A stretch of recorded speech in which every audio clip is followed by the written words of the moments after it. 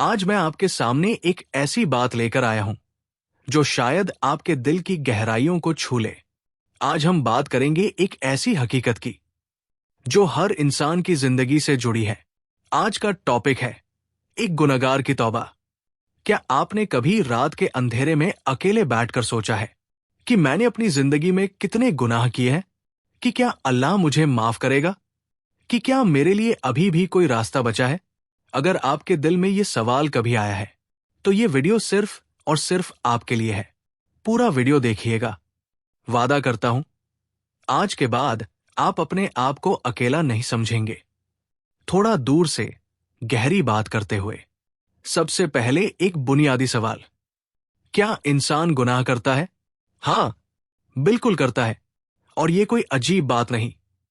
اللہ کے نبی حضرت محمد نے فرمایا، ہر بنی آدم خطاکار ہے، اور بہترین خطاکار وہ ہے جو توبہ کرتے ہیں۔ ترمذی۔ سوچئے، نبی نے فرمایا بہترین، مطلب گناہ ہونا انسان کی کمزوری ہے، لیکن توبہ کرنا انسان کی عظمت ہے۔ آپ سوچتے ہیں میں برا انسان ہوں، میں نے بہت گناہ کیے ہیں، نماز نہیں پڑھی، جھوٹ بولا، حرام کھایا، رشتے توڑے، ظلم کیا، لیکن اللہ کا دین کہتا ہے انسان کا گناہ کرنا انسان کی فطرت ہے، لیکن توبہ نہ کرنا یہ ابلیس کی عادت ہے۔ ابلیس نے کیا کیا تھا؟ اس نے صرف ایک غلطی کی اور پھر معافی مانگنے سے انکار کر دیا۔ اس نے تکبر کیا۔ اس نے کہا میں بہتر ہوں، مجھے کیا ضرورت معافی مانگنے کی؟ لیکن آدم علیہ السلام نے کیا کیا؟ ان سے بھی غلطی ہوئی، ان سے بھی جنت میں وہ پھل کھایا گیا جو منع تھا، لیکن انہوں نے کیا کیا؟ اللہ تعالیٰ نے قرآن میں خود بیان فرمایا، ربنا ظلمنا انفسنا و علم تغفر لنا و ترحمنا لنکنن من الخاسرین۔ سورہ الاعراف 23۔ اے ہمارے رب، ہم نے اپنے آپ پر ظلم کیا، اگر تو نے ہمیں معاف نہیں کیا اور ہم پر رحم نہیں کیا تو ہم نقصان اٹھانے والوں میں سے ہو جائیں گے۔ یہ ہے توبہ کی پہلی سیڑھی، اپنی غلطی قبول کرنا۔ آدم علیہ السلام نے نہ بہانہ بنایا، نہ کسی پر الزام لگایا۔ انہوں نے کہا، اے اللہ، غلطی ہماری تھی، معاف کر دے، اور اللہ نے معاف کر دیا۔ میں آپ کو ایک انسان کی کہانی سناتا ہوں، نام نہیں لوں گا، کیونکہ یہ کہانی صرف ایک انسان کی نہیں، یہ آپ میں سے کئی لوگوں کی کہانی ہے۔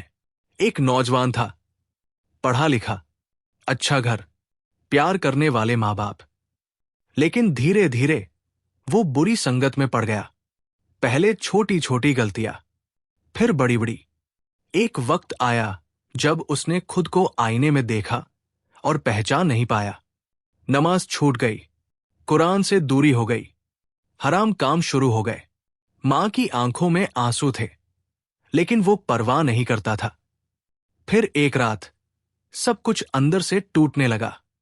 وہ اکیلا بیٹھا تھا اپنے کمرے میں، اندھیرا تھا، کوئی آواز نہیں تھی، اور اچانک روح کے اندر سے ایک درد اٹھا، ایک ایسا درد جو زبان نہیں بتا سکتی۔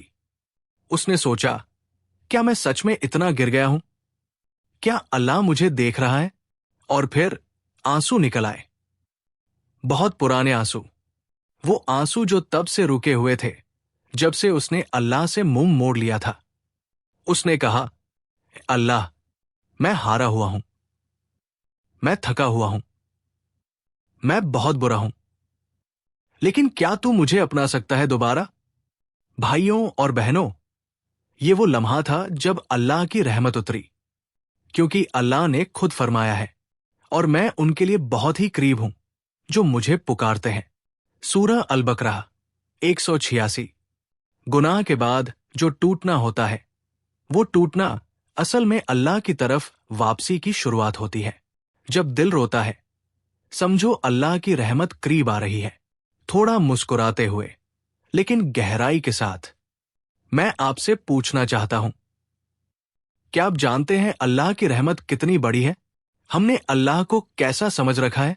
ہم سوچتے ہیں اللہ ایک سخت محاسب ہے، وہ ہماری غلطیاں گن رہا ہے، وہ انتظار کر رہا ہے ہمیں سزا دینے کا۔ نہیں، یہ تصور بالکل غلط ہے۔ سنو، اللہ نے اپنا نام کیا رکھا ہے؟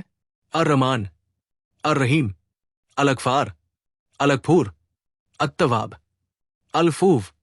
رحمان بے حد رحمت والا، رحیم بار بار رحمت کرنے والا، غفار بار بار معاف کرنے والا، غفور بہت معاف کرنے والا، تواب توبہ قبول کرنے والا، عفوف معاف کر دینے والا۔ یہ صرف نام نہیں ہے، یہ اللہ کی پہچان ہے، یہ اس کی شان ہے۔ اللہ تعالیٰ نے قرآن میں فرمایا، کل یا عبادی الذین اسرفوا علی انفسہم لا تقنطوا من رحمت اللہ ان اللہ یغفر الذنوب جميعا انہ ھو الغفور الرحیم۔ سورہ الزمر 53۔ کہہ دو، اے میرے بندوں جنہوں نے اپنے اوپر زیادتی کی ہے، اللہ کی رحمت سے مایوس مت ہو، بے شک اللہ تمام گناہ معاف کر دیتا ہے۔ سنو، اللہ نے تمام گناہ کہا، چھوٹے یا بڑے نہیں، تمام۔ ایک حدیث سنو، حدیث قدسی ہے، اے آدم کی اولاد، جب تک تو مجھے پکارتا رہے گا اور مجھ سے امید رکھے گا، میں تجھے معاف کرتا رہوں گا، چاہے تیرے گناہ آسمان تک بھی پہنچ جائیں۔ ترمذی، آسمان تک گناہ اور پھر بھی معافی۔ یہ ہے اللہ، یہ ہے وہ رب جو انتظار کر رہا ہے کہ ہم لوٹ آئیں۔ اب سوال یہ ہے، توبہ کیسے کریں؟ علماء نے بتایا ہے کہ صحیح توبہ کے 3 بنیادی ارکان ہیں۔ رکن اول، گناہ سے پچھتاوا، دل سے محسوس کرنا کہ جو کیا غلط تھا۔ نبی نے فرمایا، انندم توبہ، پچھتاوا ہی توبہ ہے۔ ابن ماجہ، رکن دویم، گناہ چھوڑ دینا، ابھی اور اسی وقت اس گناہ کو چھوڑ دینا۔ رکن سویم، دوبارہ نہ کرنے کا پکا ارادہ، سچی نیت کی پھر نہیں کریں گے، اور اگر کسی کا حق مارا ہے تو وہ بھی لوٹانا ہوگا یا معافی مانگنی ہوگی۔ اب لوگ پوچھتے ہیں، توبہ کب کریں؟ جواب، ابھی، اسی وقت، لیکن کچھ خاص وقت، تہجد کا وقت، جمعہ کا دن، بارش کا وقت، اور ہر وقت، کیونکہ موت کا کوئی ٹائم نہیں۔ اب میں ان لوگوں سے بات کرنا چاہتا ہوں جو سوچ رہے ہیں میں بہت برا ہوں، مجھے معافی نہیں ملے گی۔ میرے بھائی، میری بہن، اللہ نے خود کہا ہے، لا تقنطوا، مایوس مت ہو۔ مایوس ہونا گناہ ہے۔ ایک واقعہ، ایک آدمی نے 99 لوگوں کا قتل کیا، پھر بھی اللہ نے اسے معاف کر دیا۔ تو آپ کون ہیں جو کہتے ہیں مجھے معافی نہیں ملے گی؟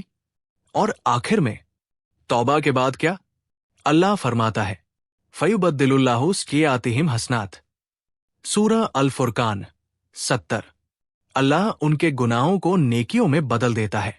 توبہ کے بعد نماز شروع کریں، قرآن سے دوستی کریں، بری سنگت چھوڑیں، اچھے دوست بنائیں، اور اگر پھر غلطی ہو جائے پھر توبہ کریں، ہاتھ دعا کے لیے اٹھائیں۔ اللہ، تو غفور ہے، تو رحیم ہے، تو تواب ہے۔ ہم نے اپنے آپ پر ظلم کیا، ہمیں معاف کر دے، ہمیں اپنی طرف لوٹا دے، اور ہمیں اپنی رحمت میں ڈھانپ لے۔ آمین۔ اگر یہ ویڈیو آپ کے دل کو چھو گیا ہو تو شیئر کریں، لائک کریں، سبسکرائب کریں، کمنٹس میں لکھیں آمین۔